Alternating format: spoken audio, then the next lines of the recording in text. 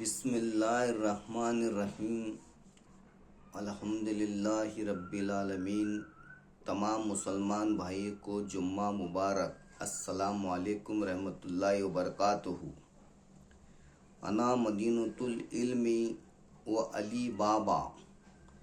ایک روز 10 کافر حضرت سرور عالم صلی اللہ علیہ وسلم کے حضور میں حاضر ہوئے اور عرض کیا کہ جناب جو حدیث آپ فرمائی انا مدینۃ البابا، تو ہم لوگ آپ کی حدیث کو برحق سمجھتے ہیں، یعنی کافر بولتے ہیں آپ کی حدیث کو ہم برحق سمجھتے ہیں۔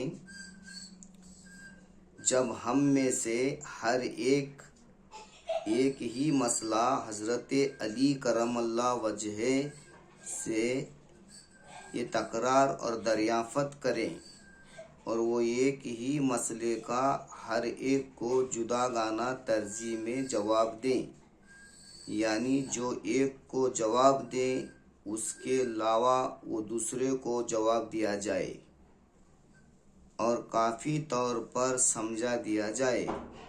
لہذا ارشاد نبی ہوا کہ یا علی تم ان لوگوں کی کافی طور پر تسکین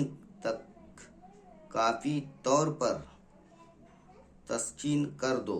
پس ان میں سے ایک نے سوال کیا یا علی تم ان لوگوں کی کافی طور پر۔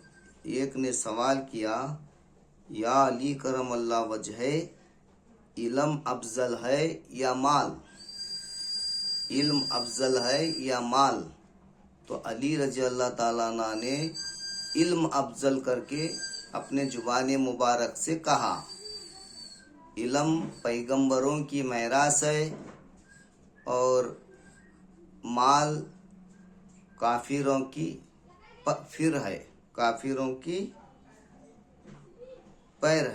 فر ہے۔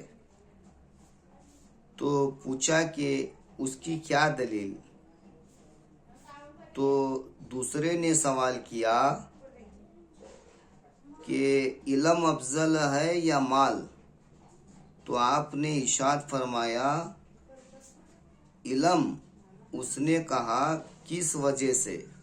تو علی رضی اللہ تعالیٰ عنہ نے شیر خدا پھر فرمائے علم تیرا نگہبان ہے اور مال کا تو نگہبان ہے۔ علم تیرا نگہبان ہے، مال کا تو نگہبان ہے۔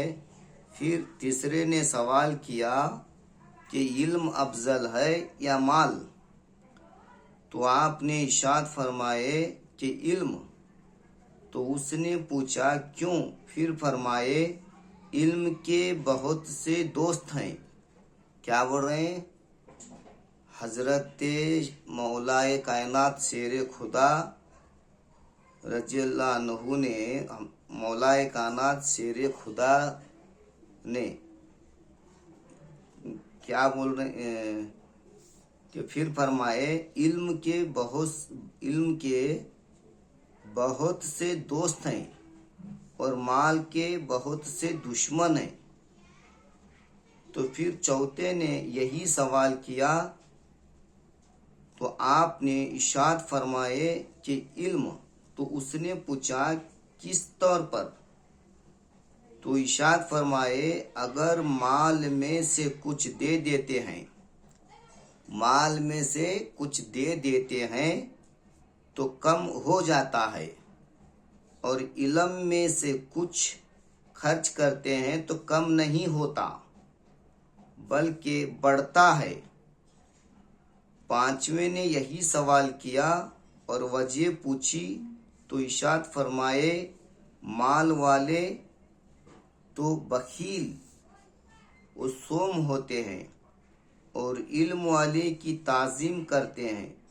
تو چھٹے نے سوال کیا اور وجہ پوچھی اور ارشاد فرمائے مال کی چوروں سے نگرانی کی جاتی ہے اور علم محتاج اور نگہبانی نہیں ہے۔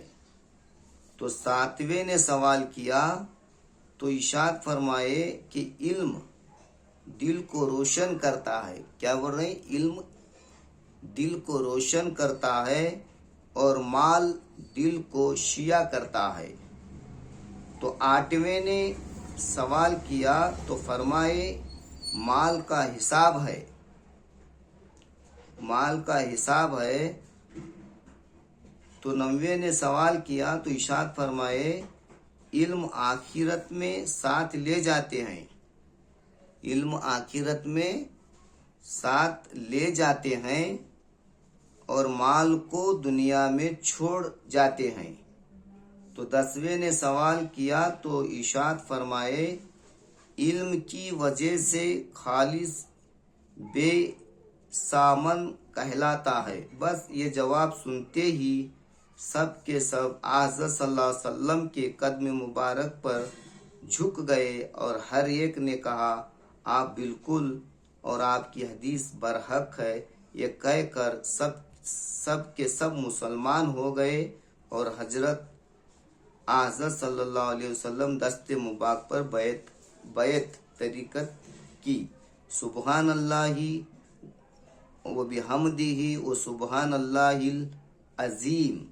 यह है साहब, देखिए इल्म को कितनी बड़ी तरजीह आप सल्लल्लाहु अलैहि वसल्लम और हजरत मौलाए कायनात ने कितनी बड़ी तरजीह। जब तक इल्म सही तरह से नहीं आता अमल का करना भी बहुत मुश्किल है। छोटा आम अमल अलग होता है, खास अमल अलग होता है। रूहानियत में आम तौर पर क्या है, छोटे छोटे अमल अवाम अन्नास को दिए जाते हैं, खास अल्लाह वालों के अमल अलग होते हैं। इसलिए सीना बाय सीना जो अमल हो या इल्म हो, पहले इल्म की तलाश होना फिर अमल की तलाश होना।